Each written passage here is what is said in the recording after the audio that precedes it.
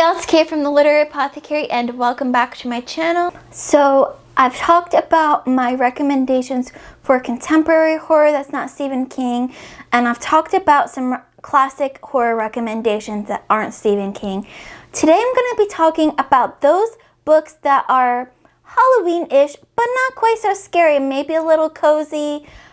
They've got the monsters in them, they've got vampires and werewolves and all the monsters you can imagine, but they're not quite as scary.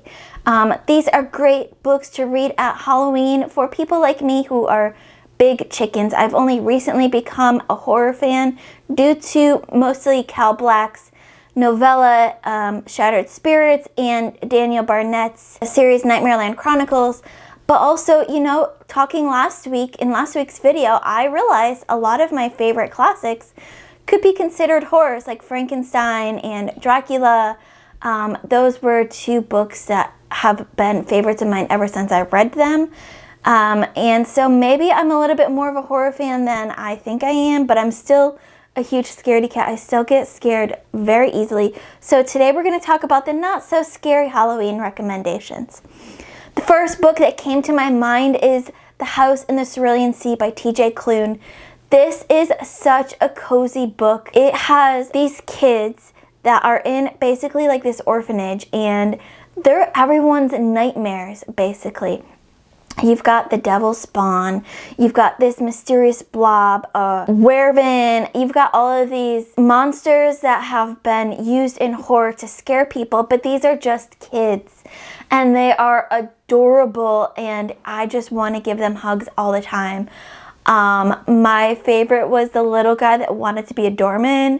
He was just absolutely, I wanted to eat him up. And I just learned, now of course I don't have the name of this book, but I will link it down in the description below when I'm editing this. TJ Klune has a sequel coming out. I can't wait.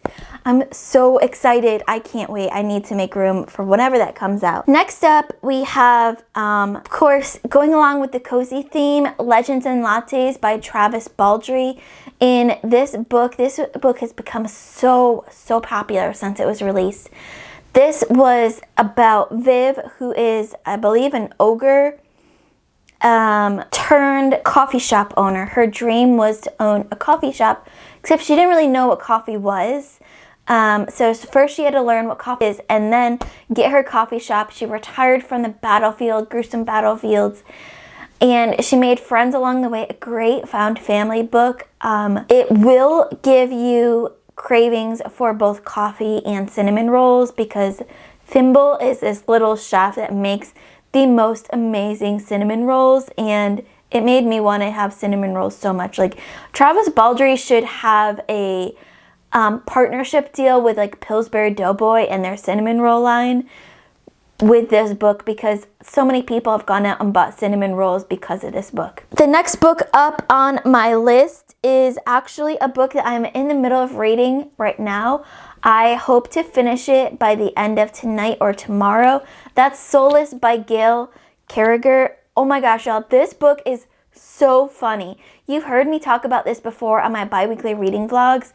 I love this book so much. Our main character is a English spinster who was born without a soul. She's best friends with a vampire and kind of in love with a werewolf. I can't talk much more about it than that because that'll give away spoilers for their book, but because of her soulless aspect, ability,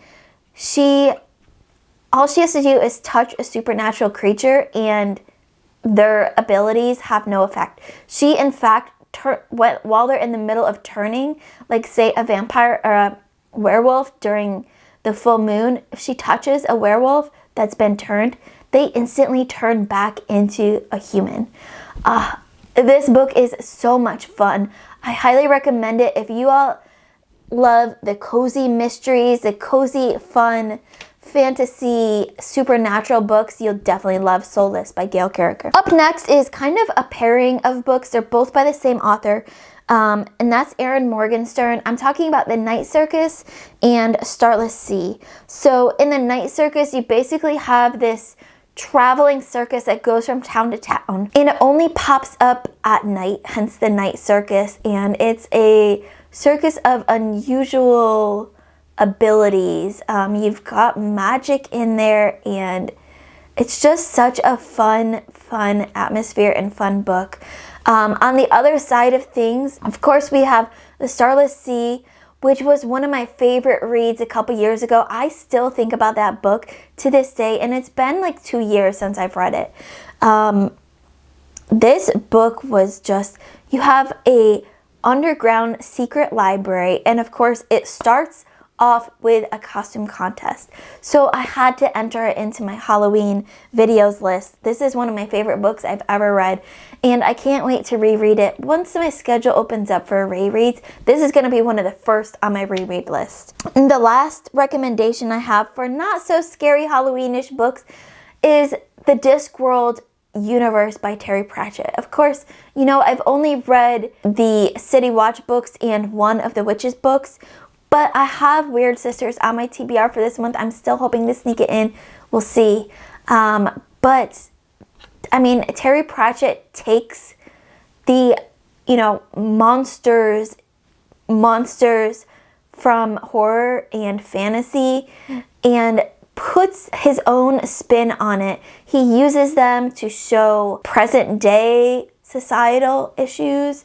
He shows them in history, in political issues. He just has a way of taking fantasy and making it feel like real life. So if you want something fun but also serious, highly recommend any book by Terry Pratchett. Really, you can't go wrong with the Discworld. That is my video on some not so scary Halloween-ish books.